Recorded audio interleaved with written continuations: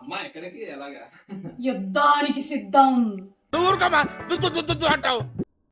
బూజులు దులిపేస్తా, వరలక్ష్మి వ్రతం క్లీనింగ్లు. ఎంత చేసినా సాలీళ్ళు ఎక్కుతూనే ఉంటాయి, మనం దులుపుతూ ఉంటా ఎక్కుతూనే ఉంటాయి. రోజుకి సాలీడు పైకి ఎక్కుపోద్దండి. ఇలా దులుపుకుంటూ వస్తామా మళ్ళీ నెక్స్ట్ డేకి మళ్ళీ కట్టేస్తా ఉంటాయి. ఏంటో ఈ ఆడవాళ్ళ కష్టాలు.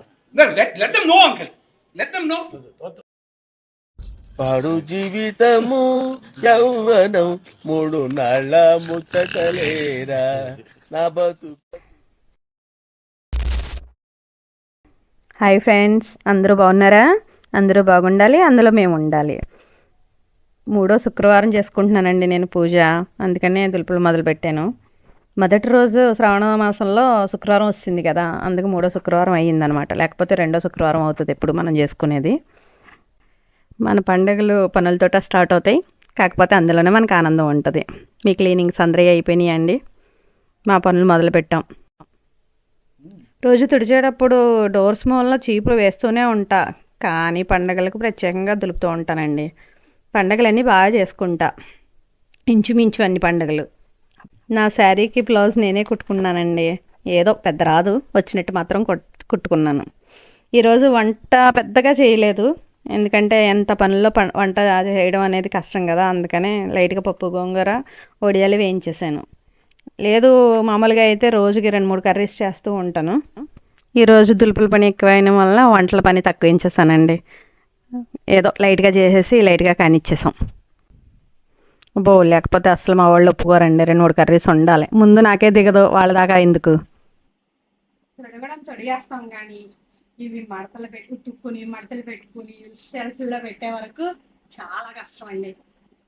తొడగడం అంటే తొడిగేసి తిరిగేయడం బాగుంటుంది, కానీ కొత్త బట్టలు కొనుక్కోవడం కూడా అంతే ముచ్చటగా ఉంటుంది. ఇవి ఉతుక్కుని లోపల ఆరేసి లోపల పెట్టుకుని మడతలు పెట్టుకునే వరకు కష్టం. నైటీలు అండి, అన్నీ నైటీలే. నైటీలు ఉంటాయి, డ్రెస్సులు ఉంటాయి, శారీస్ ఉంటాయి, మనకి సెల్ఫ్లు సరిపోవు. పిల్లలు బట్టలు పెట్టడానికి అస్సలు సరిపోవట్లేదు. వాళ్ళేమో మన బట్టలు చూసి గోల, తీసేయండి ఇన్ని బట్టలు ఎందుకు మీకు అని. మనం మాత్రం ఎక్కడ తగ్గేదేలే, కొంటూనే ఉంటాం. నాకు అర్థం కాని విషయం ఏంటంటే, డబుల్ బెడ్రూమ్ కూడా సరిపోదండి ఇక్కడ నుంచి మనకి.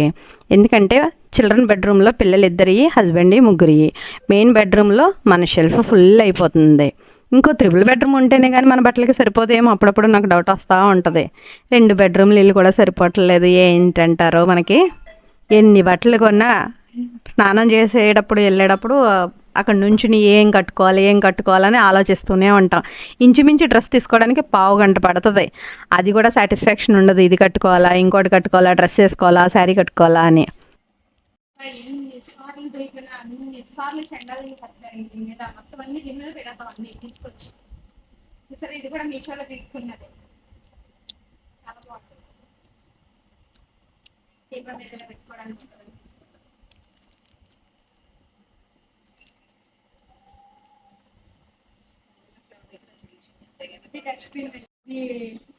అనుకుంటా తీసుకుంటా. ఇలా క్యాప్ కూడా ఉంటుందండి, ఊడిపోయింది. ఇది కూడా ఇలా ఉంటుంది, ఇది ఊడిపోయింది. స్క్రూలు ఉంటాయి, ఇక్కడ ఊడిపోయింది. ఇది పెట్టేస్తున్నాను ఇలా, ఏదన్నా తిన్న చెత్త అంతా ఇక్కడ వేసుకుంటారు పిల్లలని.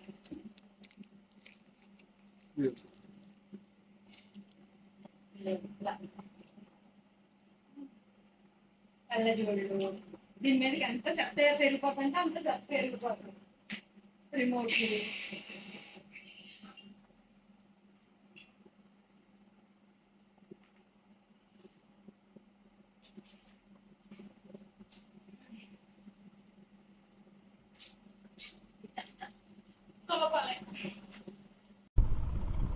పెయింటింగ్ మొదలు పెట్టానండి. నాకు పెయింటింగ్ అంటే చాలా ఇష్టం. అంటే దీంట్లో పెద్ద ఆర్టిస్ట్ని ఏం కాదు, కానీ ఓకే, నార్మల్గా అలా లైట్గా కలర్స్ వేసేస్తే అలా కొంచెం కలర్ఫుల్గా కనిపిస్తాయి కదా. నవరాత్రులప్పుడు కానీ, లేదా వరలక్ష్మి వ్రతం అప్పుడు కానీ, సంక్రాంతికి కానీ, ఈ 3 పండుగల్లో ఏదో పండగ అప్పుడు నేను కంపల్సరీ కుండీలకి, పేట్లకి ఇంటి ముందు ముగ్గు పెడతాను. అంటే పెయింటింగ్ వేసుకున్నాం అనుకో, మనం రోజు తడిగుడ్లు పెట్టుకొని శుద్ధత పెట్టక్కర్లేదు, లేకపోతే అదొక పని. అందుకే ఇలా పెయింటింగ్ వేసుకున్నాం అనుకో 1 ఇయర్ అలా నడిచేస్తుంది. ఇంటి ముందు చాలా అందంగా బాగా కనిపిస్తుంది, కళగా ఉంటుంది గుమ్మంలో పెయింటింగ్ వేసుకుంటే.